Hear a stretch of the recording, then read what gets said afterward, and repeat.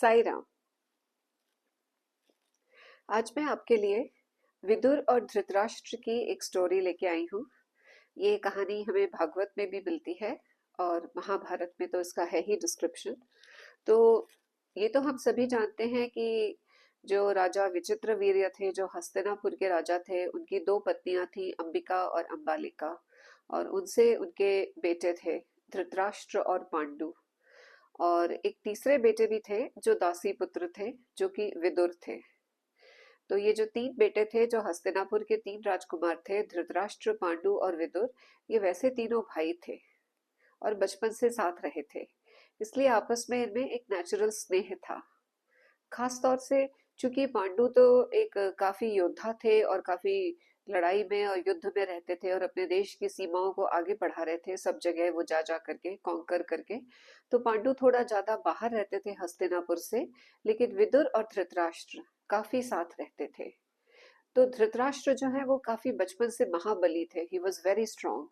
Pandu was a good archer, धनुर्धारी जो होते हैं वो करते थे, वो धनुष लेके, धनुष बाण लेके। और विदुर वॉज वेरी इंटेलिजेंट। उनके अंदर जो थी वो प्राइम मिनिस्टर की कैपेबिलिटी थी कि जो सही आपको सलाह चाहिए किसी भी चीज में, वो विदुर से धृतराष्ट्र को मिलती थी। तो ये तो इनका बैकग्राउंड मैंने बता दिया कि ये क्या है। अब कहानी ये थी कि महाभारत का युद्ध पूरा हो चुका था और महाभारत का युद्ध खत्म होने के बाद युधिष्ठिर का राज्याभिषेक हो गया था इंद्रप्रस्थ में। परीक्षित का भी जन्म हो चुका था और सब कुछ वहां पर अच्छा ही चल रहा था। अर्जुन उस समय श्री कृष्ण को द्वारका वापस छोड़ने गए थे परीक्षित के नामकरण के बाद। बाकी सब पांडव वही थे। सब ठीक चल रहा था। लेकिन एक दिन खबर सुनने में आई कि जो इंद्रप्रस्थ के जंगल हैं, उन वनों में श्री विदुर को देखा गया है कि विदुर वहां शायद घूम रहे हैं संन्यास लेके। महाभारत युद्ध शुरू होने के पहले ही विदुर चले गए थे तीर्थ यात्रा पे, क्योंकि वो दुर्योधन से बहुत नाराज हो गए थे। वो ये युद्ध हो ये चाहते ही नहीं थे, लेकिन चूंकि उनकी कोई सुन नहीं रहा था, धृतराष्ट्र ने तो अपनी आंखों के साथ साथ अपने कान भी बंद कर लिए थे। तो विदुर अल्टीमेटली चले गए थे, क्योंकि दुर्योधन नहीं चाहता था कि वो वहां रहे और अच्छी बातें करें, सीख दें और नीति वाला उपदेश दें उसके पिता को। तो विदुर जा चुके थे, तब से किसी ने उनको देखा नहीं था। तो जब ये बात सुनने में आई कि विदुर देखे गए हैं इंद्रप्रस्थ के बाहर, तो पूरे राज्य में खुशी की लहर दौड़ गई। सब लोग बहुत एक्साइटेड हो गए कि हमारे विदुर आज शायद वापस लौट के आए हैं इतने सालों बाद। तो युधिष्ठिर ने तुरंत अपने सब रथ तैयार करवाए, अपने मंत्रियों को लिया और वो सब जंगलों में गए उनको ढूंढने के लिए, और उनको विदुर मिले। तो युधिष्ठिर और सब भाइयों ने रथ से उतर के उनको प्रणाम किया विदुर को, और उनको बोला, उनसे आग्रह किया हाथ जोड़ के कि आप रथ में चलिए, आप रथ में चलिए ताकि सारी जनता आपके दर्शन कर सके। सब लोग रोड के दोनों तरफ खड़े हैं, आपके दर्शन के लिए लालायित हैं। तो विदुर खुश हुए और वो रथ में बैठ के और आ गए। फिर जब वो इंद्रप्रस्थ के महल में आए तो वहां पर वो कुंती से भी मिले। कुंती से मिले तो काफी बातें हुई। कुंती और उनका साथ भी बहुत पुराना था, क्योंकि वो कुंती के देवर थे और उनका बचपन से ही बहुत स्नेह था पांडवों के लिए। जब से पांडव छोटे थे और पिता की मृत्यु के बाद जब वो अनाथ होकर हस्तिनापुर आए थे, उस समय वो बेचारे बहुत अकेले और असहाय हो गए थे बच्चे।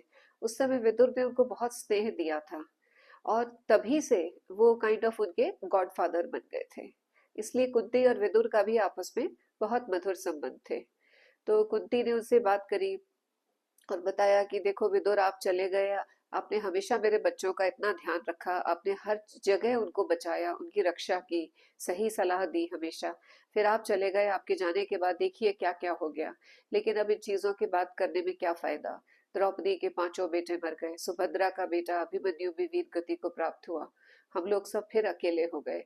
बट अब इन सब बातों को करने से क्या फायदा। विदुर बोले कि जो कर्मों का विधान है वो तो वैसे ही चलता है, प्राणी की इच्छा उसमें कुछ कर नहीं सकती है। तो हम सब जो है विधाता के कर्मों की गति के आगे मजबूर हो जाते हैं। लेकिन मैं काफी समय तीर्थ यात्रा में रहा और उन्होंने बताया फिर सबको कि वो कहाँ कहाँ गए। तो ये बात सुनने में सब लोग बड़े इंटरेस्टेड थे कि अच्छा कहाँ गए। युधिष्ठिर भी बार बार बोल रहे थे मैं भी जाऊंगा, मुझे भी जाना है तीर्थ यात्रा पे, मुझे भी वो जगह देखनी है। तो सब लोग बड़े एविड इंटरेस्ट से सुन रहे थे कि कहाँ कहाँ गए विदुर और क्या देखा उन्होंने। कि तभी भीम ने पूछा बीच में, अरे तो आप द्वारका भी तो गए होंगे, तो वो लोग कैसे हैं श्री कृष्ण और यादव कैसे हैं सब। तो इस बात का जवाब विदुर देना नहीं चाहते थे। कारण ये कि वो उद्धव से मिले थे और उद्धव ने उनको द्वारका के बारे में बहुत ही अप्रिय समाचार सुनाया था कि यादवों का समूल वंश नाश हो चुका है। लेकिन ऐसा हमारे यहाँ उपनिषदों में कहा गया है कि व्यक्ति को हमेशा एक तो सच बोलना चाहिए, सच बोलना चाहिए, लेकिन केवल मीठा सच, कड़वा सच नहीं बोलना चाहिए। लेकिन कड़वा सच नहीं बोलना चाहिए का मतलब ये भी नहीं है कि व्यक्ति मीठे झूठ बोले। हमारे यहाँ बोला गया है सत्यम ब्रूयत प्रियम ब्रूयत, मतलब सच बोलो लेकिन केवल वही सच जो मीठा है। तो विदुर ये कड़वा सच उनको बताना नहीं चाहते थे। उन्होंने मन में विचार किया कि अर्जुन द्वारका से आते ही होंगे एक आध दिन में, तो वो खुद ही बता देंगे। अभी से इनको बता के मैं क्यों दुखी करूं। कुंती भी बहुत एक्साइटेड थी क्योंकि वसुदेव की वो बहन थी, सगी बहन। तो उन्होंने पूछा वसुदेव कैसे हैं, यशोदा कैसी हैं, और वो पूरा जो उनकी फैमिली थी उनके बारे में उन्होंने पूछा। देवकी कैसी हैं, नंद कैसे हैं, यशोदा कैसे हैं, वसुदेव, सबके नाम ले लेके वो पूछ रही थी।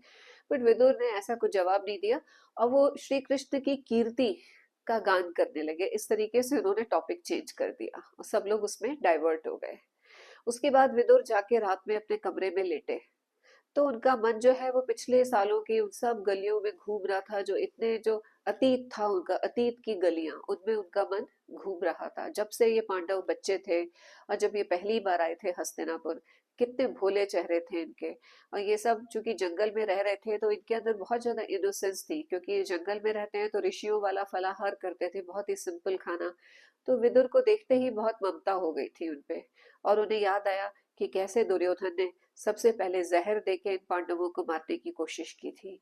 उसके बाद कैसे उसने उनको पानी में डुबोने की कोशिश की, किस प्रकार से दुर्योधन ने इन पांडवों के लिए लाक्षागृह बनवाया था।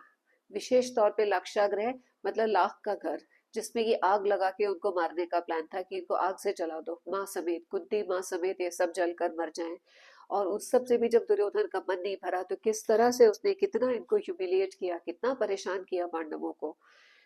ये सब सोच के उनका मन थोड़ा सा खिन्न हो रहा था, क्योंकि इन सब के साथ उन्हें ये याद आया कि उनके भाई धृतराष्ट्र अब उसी युधिष्ठिर के महल में रह रहे हैं अपनी पत्नी गांधारी के साथ। तो उन्होंने सोचा कि ये बहुत ही दुख की बात है कि मेरे भाई जो हैं उन्होंने जीवन भर कभी भी कोई अच्छी बात नहीं सुनी। वो हमेशा अपने पुत्र मोह में इतने डूबे थे कि वो उनको अपने बेटे के आगे कुछ दिखता ही नहीं था। उनके लिए सबसे इम्पोर्टेंट था उनका अपना बेटा। बाकी धर्म क्या कहता है, नीति क्या कहती है, शिष्टाचार क्या कहता है, लोकाचार क्या कहता है, इन सबसे उन्हें कोई फर्क नहीं पड़ता था। बस मेरा बेटा खुश रहना चाहिए, जो मेरा बेटा चाहता है वैसा करो, बस इतना ही था धृतराष्ट्र का। तो ये सब सोच सोच के विदुर को बहुत दुख हुआ कि जिस बेटे के पीछे तुमने इतना इविल प्लान सब होने दिए, रोका नहीं अपने बेटे को, आज तुम उन्हीं के घर में रह रहे हो, वहां पे रह के भी ऐसे रह रहे हो, ऐसे खा पी रहे हो जैसे कुछ हुआ ही नहीं है। क्योंकि धृतराष्ट्र जो है उनका अपने सेंसेस पे कंट्रोल कभी भी नहीं था। जब वो यंग थे तब भी नहीं, और अब उनकी इतनी उम्र हो गई थी तो भी नहीं था। हालांकि वो अपने 100 पुत्रों की मृत्यु से बहुत दुखी थे, लेकिन फिर भी उनका चूंकि सेंस कंट्रोल नहीं था, तो वो अपनी लाइफ वैसे ही एंजॉय कर रहे थे जैसे पहले हस्तिनापुर में करते थे। वो खाना अभी भी उतना ही रेलिश करके खाते थे, डांस म्यूजिक सब उनका वैसे ही चलता था। तो कई बार धृतराष्ट्र के साथ ये चोट हो जाती थी कि जब कभी वो कुछ नॉन वेज खा रहे होते थे, जैसे किसी की बोटी बोलते हैं उसको खींच के तोड़ के खाते, तो भीम जो है वो बहुत ही सरकास्टिकली बोलते कि जब मैंने दुर्योधन की जंघा तोड़ी थी तब भी ऐसी आवाज आई थी। और फिर ये सुनकर के धृतराष्ट्र बेचारे रोने लगते, फिर उनकी आंखों से आंसू बहने लगते। युधिष्ठिर माफी मांगते अपने ताऊ जी से, भीम को डांटते, और फिर धृतराष्ट्र फिर खाना खाने बैठ जाते। तो हालांकि युधिष्ठिर उनका बहुत सम्मान करते थे और हृदय से सम्मान करते थे, अपने पिता की तरह उनका मान करते थे। लेकिन उनके बाकी भाई जो थे वो थोड़े नाराज थे। हालांकि युधिष्ठिर के कारण कुछ ओपनली नहीं बोल सकते थे, फिर भी यदा कदा जो भीम है अपना गुस्सा इस तरीके से बोल के निकाल लिया करते थे। तो विदुर ने सोचा कि मेरे भाई ने अपना पूरा जीवन तो व्यर्थ कर दिया, अब कम से कम आखिरी कुछ समय बचा है। चूंकि विदुर ज्ञानी थे और उनको ये भी दिख गया था कि अब जल्दी ही पांडव भी यहाँ से चले जाएंगे, और जब पांडव भी चले जाएंगे तो फिर इनको कौन पूछेगा मेरे भाई भाभी को। फिर तो उनका मान करने वाला कोई नहीं होगा, उनकी हालत बहुत ही बुरी हो जाएगी इस महल में। तो इसलिए उन्होंने सोचा मुझे अपने भाई के लिए अब कुछ करना पड़ेगा। तो वो उठ करके चुपचाप धृतराष्ट्र और गांधारी के महल में गए वो दोनों उनका वेट कर ही रहे थे कि विदुर अभी मिलने आएंगे। तो जैसे ही विदुर कक्ष में आए तो धृतराष्ट्र बहुत ही खुश होकर खड़े हो गए और मेरा भाई विदुर आ गया ये कह के उनसे खूब गले मिले। अब आप ये देखिए कि एक तो ये होता है कि धृतराष्ट्र अपने भाई से पूछते कि विदुर तुम कैसे हो, तुम बताओ, तुम इतने समय से नहीं मिले, तुम कहाँ चले गए थे। ये एक तरीका होता है बात करने का कि आप सामने वाले के बारे में पूछो, उसमें इंटरेस्ट लो। लेकिन Dhritarashtra was all about himself, he was very narcissistic और उनके अंदर अटैचमेंट बहुत ज्यादा था। Everything was about him and his sons. तो फिर धृतराष्ट्र ने अपना रोना शुरू कर दिया। तुम्हें नहीं पता विदुर मेरे साथ क्या क्या हो गया, मेरे 100 बेटे मर गए युद्ध में, तुम नहीं जानते दुर्योधन को कैसी बेरहमी से मारा, कैसे मतलब किया, और दुशासन के साथ ये किया। और मतलब लिटरली वो पूरा अपना उनको सुनाना चाहते थे अपना दुख कि देखो मतलब भैया मैं मतलब कितना मैं दुखी आदमी। विदुर 5 मिनट तक तो चुपचाप सुनते रहे। फिर उनसे उन्होंने पूछा कि ये सब तो हो गया महाराज, लेकिन अब आप एक बताइए मुझे बात कि आप यहाँ क्या कर रहे हैं। तो धृतराष्ट्र चौंके, उन्होंने ये क्वेश्चन एक्सपेक्ट नहीं किया था। फिर बहुत ही दुखी होकर बोले, अब तुम तो जानते ही हो विदुर कि मेरे 100 पुत्र नष्ट हो गए हैं, तो अब मैं किसके पास रहूंगा। तो युधिष्ठिर भी तो मेरा बेटा ही है, इसीलिए मैं यहाँ रह रहा हूँ उनके पांडवों के साथ। वो मुझे बहुत मान देते हैं, जितना दुर्योधन मुझे मान देता था उससे ज्यादा ही देते हैं, कम नहीं देते।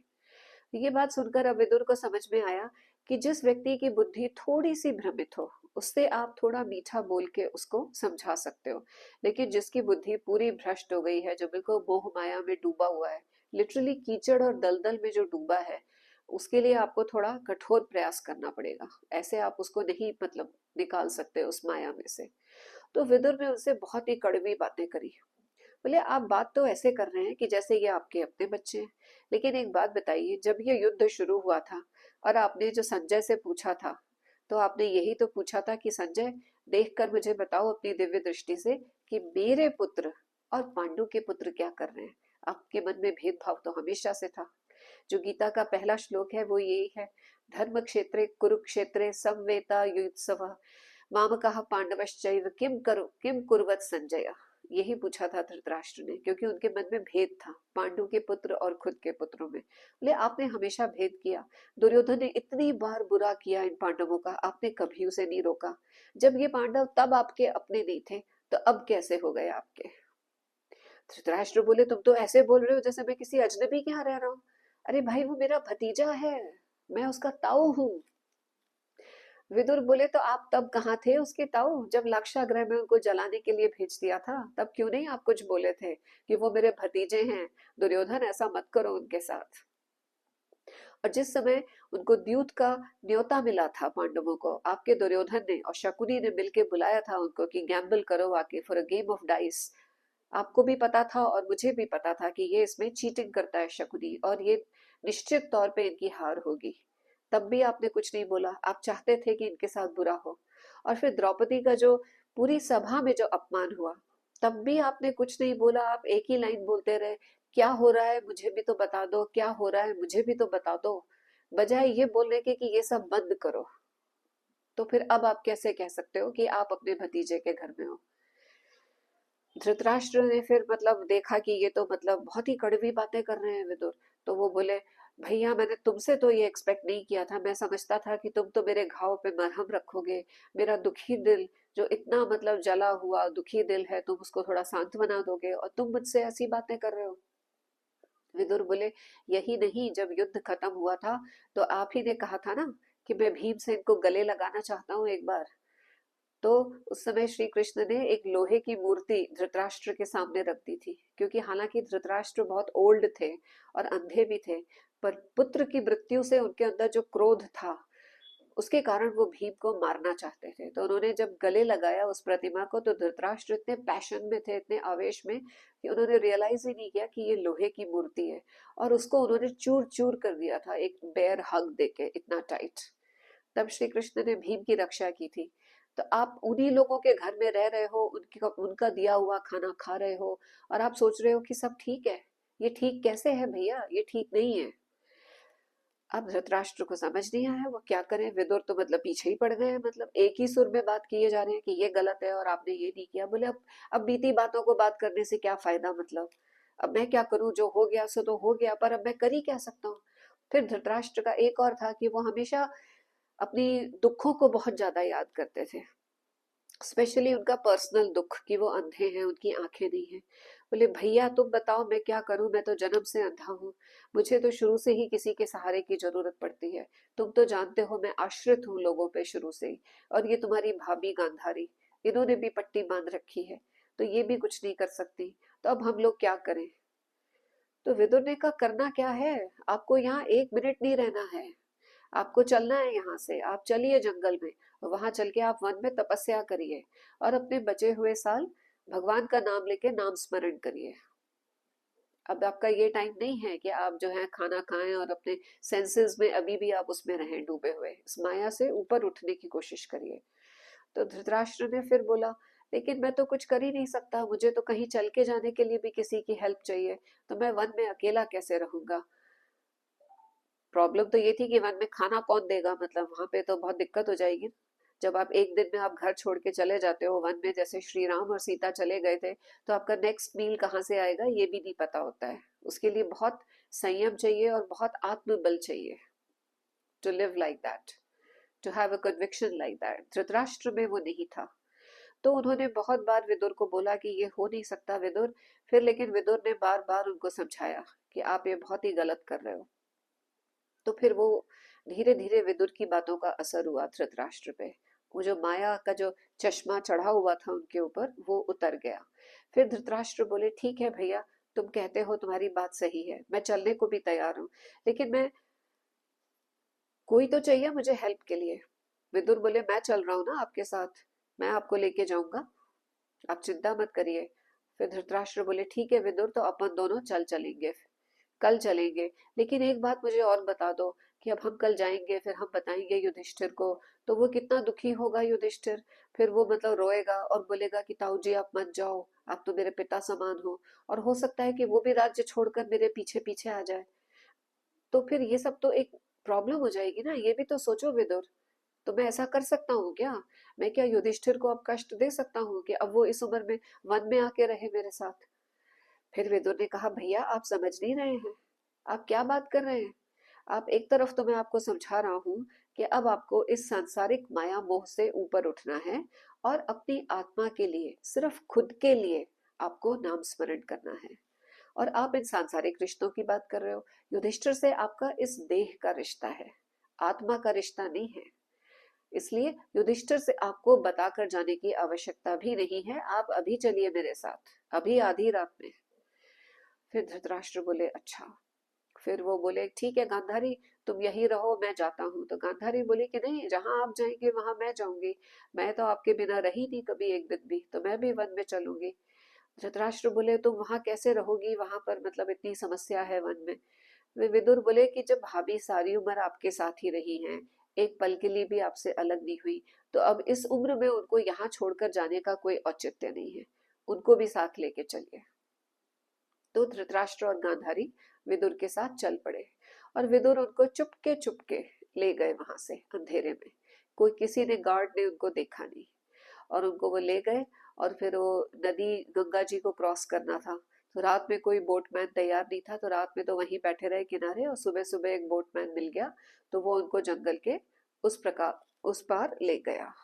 वहां पर विदुर ने उनके लिए एक कॉटेज बनवाई, छोटी सी एक, जिसमें वो बैठ के दोनों तप कर सकें और ध्यान कर सकें। और उनकी वो शुरू करवा दिया कि अब आपका ये लाइफ है एकदम सिंपल, जो मिलते हैं कंद मूल फल वन में वो खाने हैं और तप करना है। और विदुर बोले मैं मुझे जाना है प्रभास क्षेत्र की तरफ, तो मैं वहां जा रहा हूँ। और धीरे धीरे धृतराष्ट्र और गांधारी का मन वाकई में वहां लग गया। एक बार उन्होंने वो माया का वो उतार दिया अपने ऊपर से, जो पहन रखा था, जिसको बाबा बोलते हैं मामकार, मैं मेरा attachment to my family, my sons, my husband, my daughter, my wife. एक बार ये उतार के जब उन्होंने देखा, तो उनको समझ में आया कि यस दिस इज बेटर। बजाय इंद्रप्रस्थ में महल में रह करके वो सब भोग भोगने के, दिस इज इंडीड बेटर। और धृतराष्ट्र और गांधारी वहीं पर रहकर तप करने लगे। सुबह हालांकि जब युधिष्ठिर उठे तो वो बहुत परेशान हुए और बहुत उन्होंने ढूंढा, और वो बहुत दुखी हो गए कि मुझसे ऐसी क्या गलती हो गई, जो मेरे पिता समान ताऊ हमें छोड़कर चले गए। और वो उनको ढूंढने भी गए, उनको कहीं नहीं मिले। तो उन्होंने गंगा नदी में जो होते हैं डाइवर्स गोताखोर, उनको भी उतरवाया कि देखो जाके कहीं मतलब नीचे डूब तो नहीं गए वो बेचारे दोनों। ताई जी तो आंखों पे पट्टी बांध के रखती हैं और ताऊ जी तो बेचारे जनमान हैं। तो गोताखोरों ने खूब ढूंढा नदी में जाके, किसी को नहीं मिले वो दोनों। फिर बहुत दुख मनाया युधिष्ठिर ने कि ये क्या हुआ। फिर कुछ दिन बीतने पर उस वन में एक भयानक आग लगी, और उस भयानक आग में पूरा वन जल गया। उसमें धृतराष्ट्र और गांधारी की वो कॉटेज भी जल गई, और वो दोनों भी, उन दोनों ने भी वहीं पर अपनी देह छोड़ी। और विदुर उस समय तक प्रभास क्षेत्र चले गए थे, उन्होंने वहां जाकर के अपना देह छोड़ने का निर्णय किया। तो ये कहानी थी विदुर और धृतराष्ट्र की, कि कैसे विदुर ने अंतिम समय में भी अपने भाई को सच्ची सलाह दी, और जो माया का उन्होंने पहना हुआ था वो उसको उतार के उनको भगवान का रास्ता दिखाया। साई राम।